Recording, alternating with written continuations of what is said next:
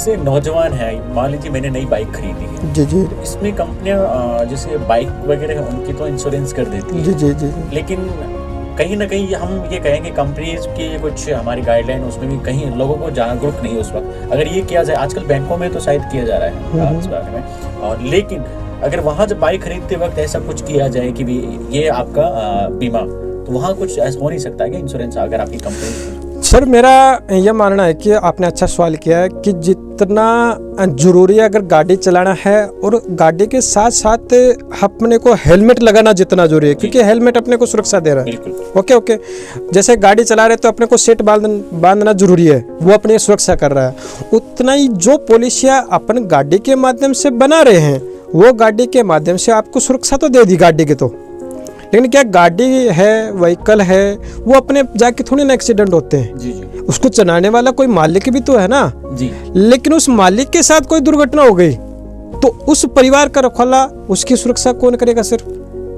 तो हमारे पास क्या है कि मात्र 10 रुपये की अगर वो कॉस्ट अदा कर दे तो उस व्यक्ति को 25 लाख रुपए, 30 लाख रुपए का दुर्घटना बीमा। अब दुर्घटना बीमा में भी क्या है सर, देखो गाड़ियों के साथ मिलता है दुर्घटना बीमा भी, लेकिन वो 15 लाख रुपए तक का होता है, और उसमें भी क्या है, सिर्फ डेथ हुए तो घर वालों को क्लेम मिलेगा। अब अगर बात की जाए तो डेथ के मामले में फिर ज़्यादातर डेथ ना हो गए, लोग एक्सीडेंट के माध्यम से बेड रेस्ट पे आ जाते हैं। बिल्कुल। अब सर बेड रेस्ट पे आ गए मान लो, तो बेड रेस्ट पे आने के बाद में उस घर परिवार का खर्चा कौन वहन करे? हरी बीमारी, अब एक्सीडेंट में दुर्घटना हुई तो उस दुर्घटना का जो खर्चा इलाज का वो कौन कहाँ से लाए, क्योंकि मुखिया तो ऑलरेडी बेड रेस्ट पे। तो जो ये दुर्घटना पॉलिसी है, जो ये 10 रुपये खर्च किए, इस 10 रुपये के माध्यम से उस बीमा कंपनी के माध्यम से उस व्यक्ति को पर डे जितने का बीमा लिए 25 लाख का है तो 25,000 रुपये वीकली है ना, साप्ताहिक बेनिफिट उसको मिलता रहेगा, यानी महीने का 1 लाख रुपये उसको बेड रेस्ट पे मिलता रहेगा। तो वो व्यक्ति कहीं ना कहीं अपने आप को मैनेज कर लेगा, यानी वो जहाँ था उससे माइनस नहीं जाएगा, यानी अपने आप को मैनेज कर सकता है वो व्यक्ति। नहीं तो देखने में आ रहा है सर, जब ये दुर्घटना घटती है, बीमारियाँ होती है, तो उस व्यक्ति को कितना कर्जा कर ले बेचारा पता नहीं चलता। जी जी, कर्ज के तले वैसे ही दब जाता है इंसान। और वैसे भी अगर बात करें तो हर व्यक्ति आज EMI पे चल रहा है। बिल्कुल। पहले से EMI हर व्यक्ति के लोन, क्योंकि व्यक्ति की अगर बात की जाए तो सर लोन कर्जा लेना उसके लिए आसान है, लेकिन अगर मैं उसके पास बीमा की बात करूं तो वो बीमा को नेगलेक्ट करता है। क्यों? क्योंकि उसको पता है कि यार इसमें मिलना तो कुछ है नहीं मेरे को।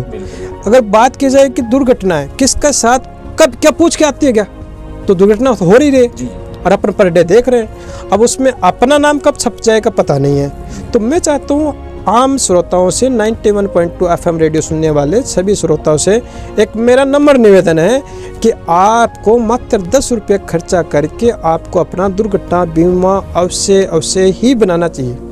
एक सर छोटा सा सवाल और मैं करना चाहूंगा, ये जो अपंगता बीमा धन का जो आपने बताया था, इसके बारे में थोड़ा सा बताइए। अपंगता, देखो सर क्या होता है कि अपंगता जब एक्सीडेंट होता है तो व्यक्ति के साथ हाथ पांव भी टूट सकता है, कई घटना घट सकती है, हाथ पांव टूट जाए, उस व्यक्ति के साथ कोमा में चला जाए, डेड हो जाए या बेड रेस्ट पे चला जाए, तो अपंगता आ गई। अब वो व्यक्ति कमाने लायक बचा नहीं, तो बीमा क्या कहती है, उसकी जो सुरक्षा थी उसके माध्यम से वो उसको क्लेम करने, यानी उसको एज ए क्षतिपूर्ति करने के लिए बीमा कंपनी उसको एज ए क्लेम दे देती है। चाहिए अगर बात की जाए आम आदमी एज ए अगर बात की जाए तो मैं समाज का सबसे निचला तबका एज ए लेबर क्लास के लिए मैं बात कर सकता हूँ। उसकी मजदूरी एज ए 500 रुपये है और वो महीने की इनकम एज ए 10 से 15,000 रुपये कर रहा है।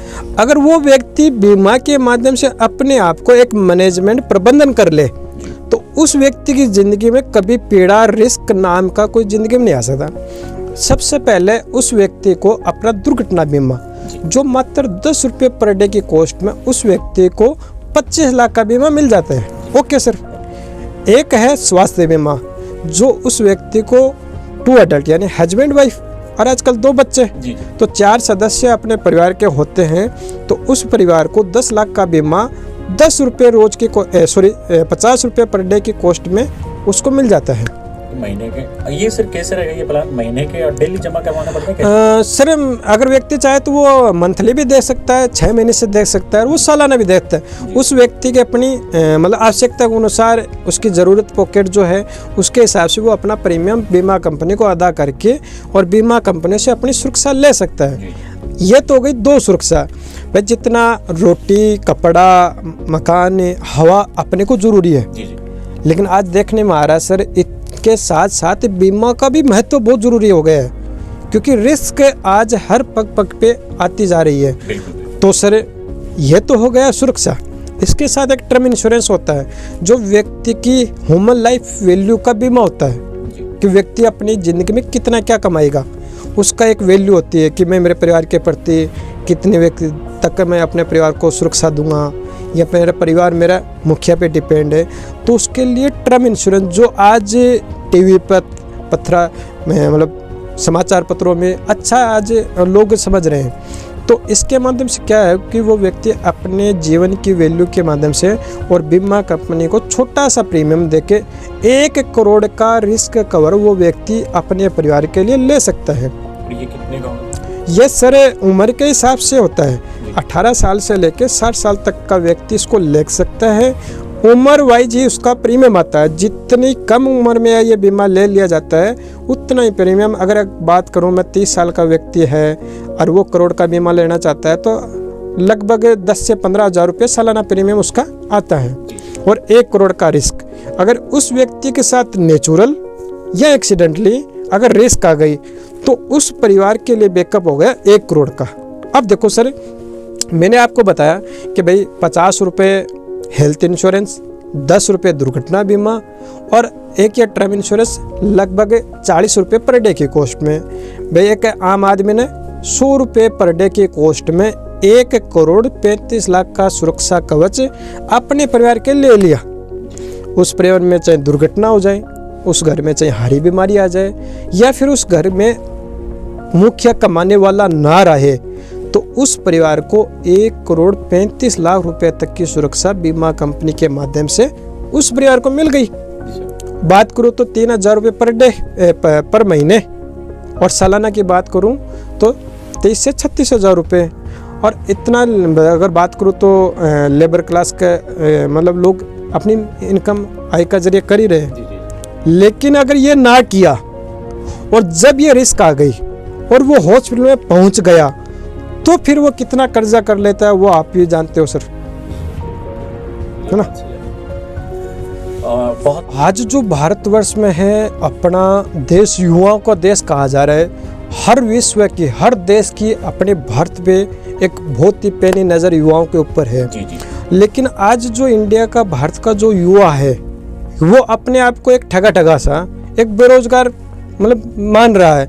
लेकिन मैं चाहता हूँ अगर उस व्यक्ति के पास अच्छा अगर नॉलेज है, ज्ञान है, तो उस व्यक्ति के पास रोजगार की कोई कमी नहीं है, बिल्कुल भी। अब बात की जाए तो गवर्नमेंट रोजगार सरकारी नौकरियाँ कितने लोगों को दे पाएगी।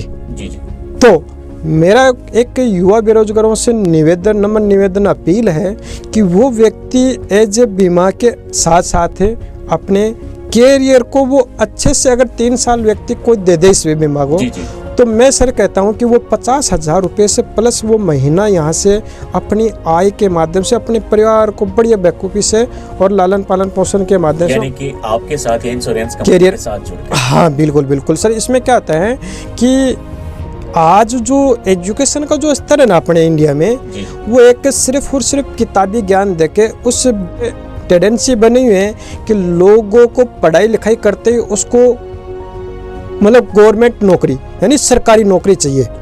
अगर मैं बात करूं नौकरी और व्यापार, हालांकि मैं नौकरी को गलत नहीं ठहराना चाहता, लेकिन नौकरी और व्यापार सर एक रात दिन का अंतर है।